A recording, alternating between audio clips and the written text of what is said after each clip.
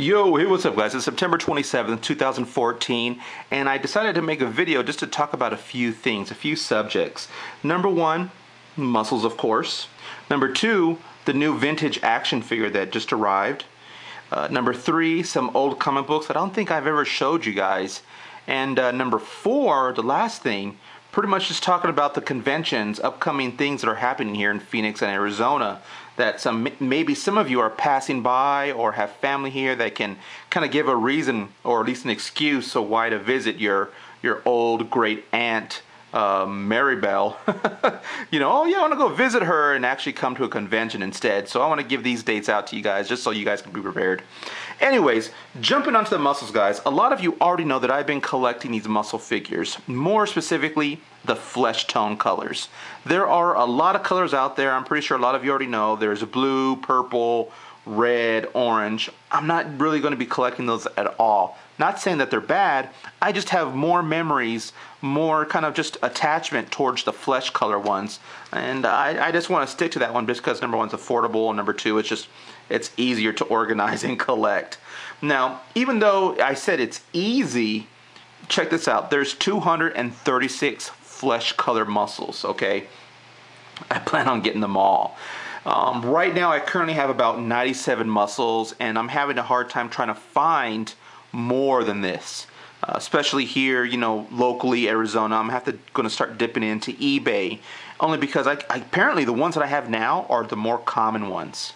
Now, don't get me wrong, the common ones are usually I'm picking up between $1 to maybe $2.50, which you can see sold on eBay. I'm trying to get them as in bundles. So here's a tip, guys. If you are interested in collecting muscle figures or looking for them, try to find a bunch of them. Because expect to pay, if you're buying them individually, like I said, I've seen these sell for anywhere from $1, $2.50, even $5 on the more rare or at least the more cooler ones. Like for an example, this guy right here, this little baby looking muscle guy wrestle figure. His name is Mito or Mito. Number 60 on the muscles list. I've seen this one go for anywhere between $3 to $5 on eBay sometimes. And again, they can get pricey. For example, there are some rare ones out there, like the very last one, number 236, I believe, Satan's Cross. Yeah, number 236. I've seen those go on eBay anywhere between $20 to either $75. So expect to pay a lot, when you're completing your collection. And I'm expecting that. Oh, sorry for the blurriness. Let me see if I can focus here. There we go. So I'm getting there, guys. I'm not even halfway there. So if any of you have muscles that are interested in selling them or trading, let me know. Hit me up, because I have a few duplicates also that I'm willing to trade you guys. So, just contact me through this message here on YouTube. The next thing I want to talk about with the muscles, guys, are two of my favorites so far in my collection. The first one, of course, I think a lot of you have seen already and have commented on, is this guy, this computer-looking guy. He is number 138 on the muscle list, and his name is Personal Man. Check that out. Now, I'm assuming because this muscle was kind of just created after one of those older 1980s computers, where they were big and bulky, and they were called personal PCs back then. So I'm assuming that's why Personal Man has that name, and he looks like a computer. So that's one of my favorites. The next, guys, is my favorite here, is this looking robot dude. Now, he just looks really, really cool. He's number 168 in the muscles list. And you can probably, if you are interested, like I said, you can probably look them up by the numbers. Number 168. His name is Mr. VTR, or Verter. So, yeah, this is pretty cool. I really like this one. So yeah, that's pretty much it with my muscles, guys. The next thing I want to talk about is the action figure, the vintage action figure, the vintage action figure that arrived, of course, is my Panthro, Thundercats Panthro. He's in really nice shape. I picked him up for $8 on eBay. He did not come with his nunchucks, as you can see here. I had to actually purchase the nunchucks separately. The nunchucks are one of the rarest, hardest things to find when it comes to accessories for Thundercats, because they're either always lost, they're always broken, either at the tips or the chain. so they're pretty expensive. Let's put it that way.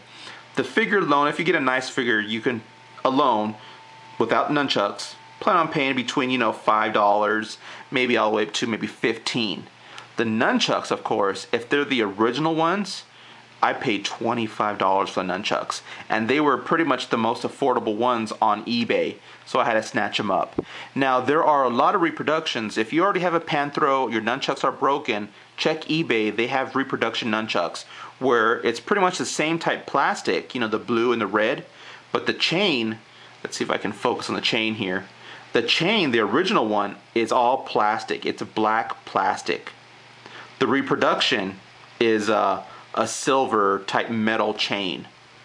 So that's how you can identify the repro from the reproduction from the original. And again, this is an original nunchuck, so that's why I paid so much.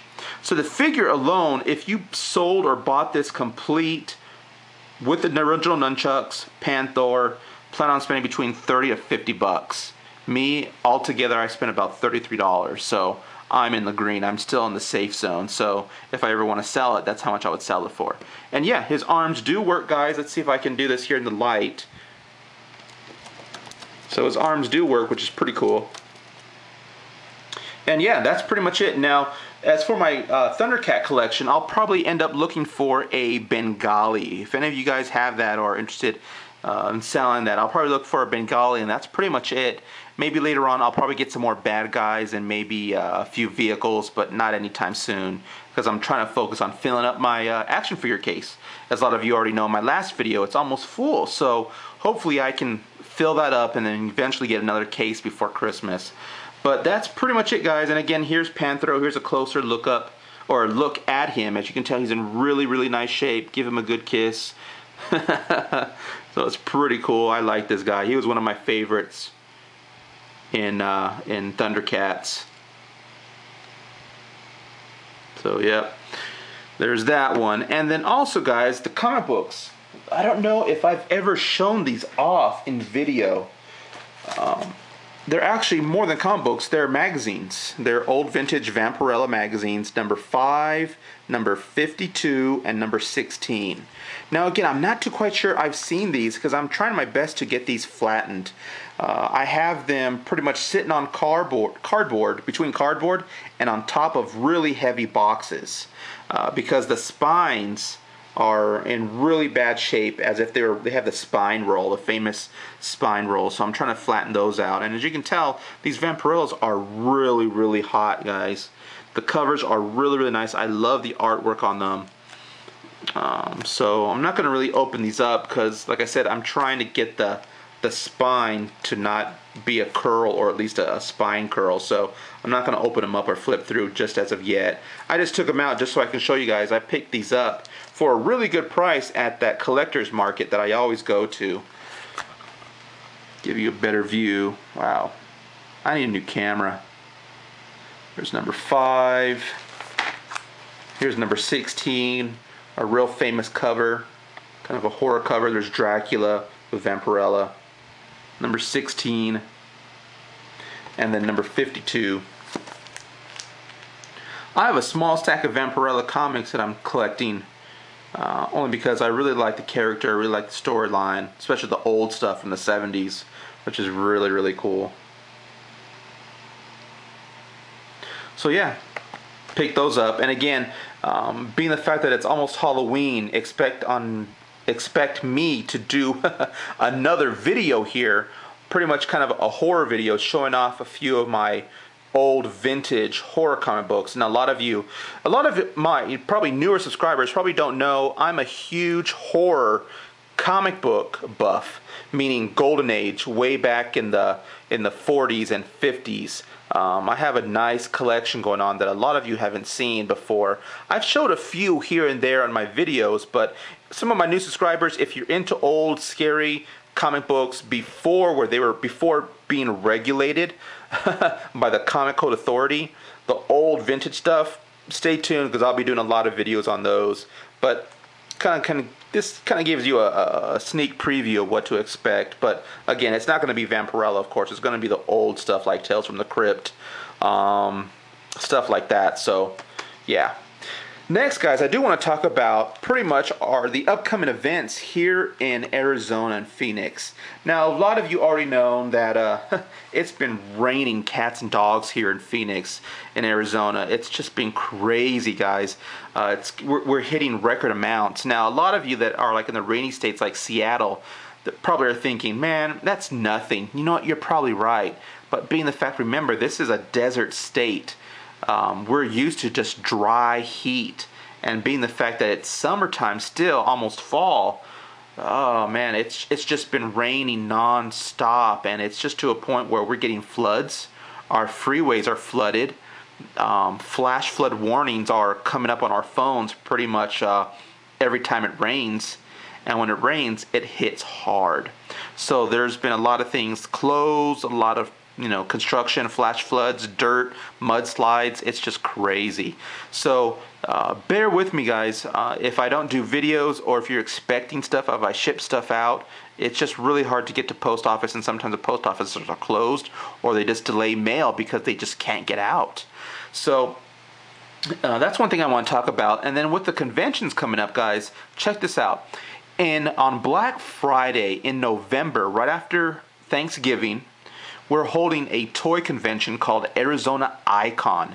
I'll put the details, pretty much everything I'm talking about, I'll put it in the description below. Arizona Icon, I did a video not too long ago about the last convention, and it pretty much is more, it's more related or organized towards vintage toys, video games, dolls like Barbie dolls, Legos, I mean everything retro. It's going to be at this convention, and it was at the previous one, and a really good turnout of people, a lot of sellers. Oh man, it was great. It was awesome. Take a look at my video, guys. I'll put a link here on the screen right above. If you're interested in seeing that video from the last convention, take a look. This next one, instead of 1 day, it's going to be 2 days, and I'm pretty sure there's going to be a lot more sellers, so I'm really stoked for that. I'm actually going to be saving money because it's going to be in Black Friday, and I already had those days off of work normally, so I'm actually debating whether or not to sell some stuff there. So take a look at that. The next thing, guys, we just received notification. Everybody knows Phoenix Comic Con. Phoenix Comic Con is becoming really popular. The last convention that was in June of this year had like 77,000 people attend. Well, Phoenix Comic Con, they're doing another convention, but more oriented towards local writers, publishers, artists, creators, everything that's pretty much local. If you are an artist, you can get a booth and sell and display your stuff. And that event is going to be really cool. I've already heard discussion of people, trying to, debate whether or not to get booths to sell their vintage toys.